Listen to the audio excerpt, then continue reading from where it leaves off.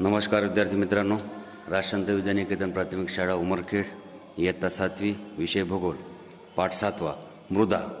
आपल्याला आज मृदा या पाठामधली माहिती समजून घ्यायची. मृदा म्हणजे काय, मृदेत असणारे विविध घटक कोणते, मृदा निर्मितीसाठी अजैविक घटक कुठून येतात, मृदेमधील विविधता कशामुळे निर्माण होते, हे आपल्याला सर्व याविषयीची माहिती घ्यायची आहे.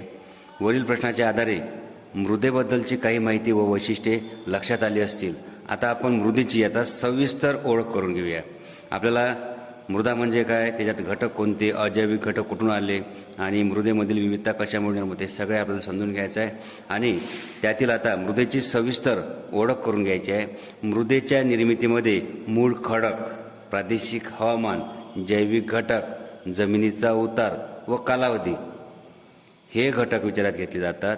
या सर्व घटकांच्या एकत्रित परिणामातून मृदा निर्मिती होते.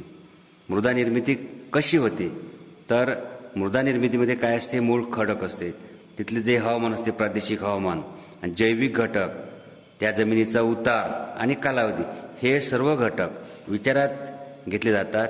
या सर्व घटकाच्या एकत्रित परिणामातून मृदा निर्मिती होते. आता मृदा निर्मितीसाठी आवश्यक घटक कोणते ते आपण पाहू. मूळ खडक, प्रदेशातील मूळ खडक, जे आपण ज्या भागात ज्या प्रदेशातील असेल मृदा, त्या प्रदेशातील मूळ खडक हा मृदा निर्मितीचा महत्त्वाचा घटक असतो.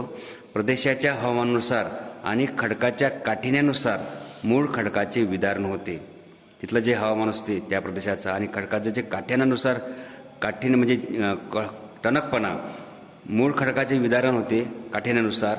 त्यामुळे मूळ खडकाचा भुगा होऊन म्हणजे भुगा होणे, बारीक होणे, त्यामुळे मूळ खडकाचा भुगा होऊन मृदा तयार होते. खडक असेल तर त्याचा भुगा तयार झालं तर त्यापासून काय होते, मृदा म्हणजे माती तयार होते. उदाहरणार्थ महाराष्ट्रातील दख्खनच्या पठारावर असलेल्या बेसाल्ट या मूळ खडकाचे विदारण होऊन काळी मृदा तयार होते. इथे एक उदाहरण दिलं आहे.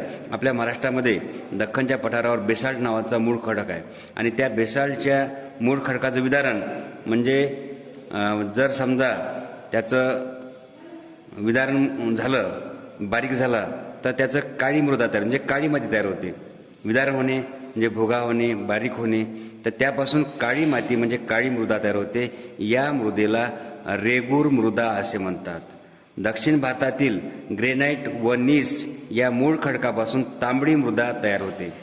दक्षिण भारतामध्ये ग्रेनाइट व नीस नावाचा जो खडक असते त्या मूळ खडकापासून त्याचं विदारण झालं, त्या खडकाचं बारीक झालं की त्यापासून तांबडी माती ज्याला म्हणतो आपण, म्हणजेच तांबडी मृदा तयार होते. अशा प्रकारे हे जे मूळ खडक आहे, प्रदेशातील जे खडक असतात मूळ खडक, त्या मूळ खडकापासून हे मृदा निर्मिती म्हणजे माती तयार होते. म्हणजे सर्वात महत्त्वाचा मूळ खडक हा मृदा निर्मितीचा महत्त्वाचा घटक असतो.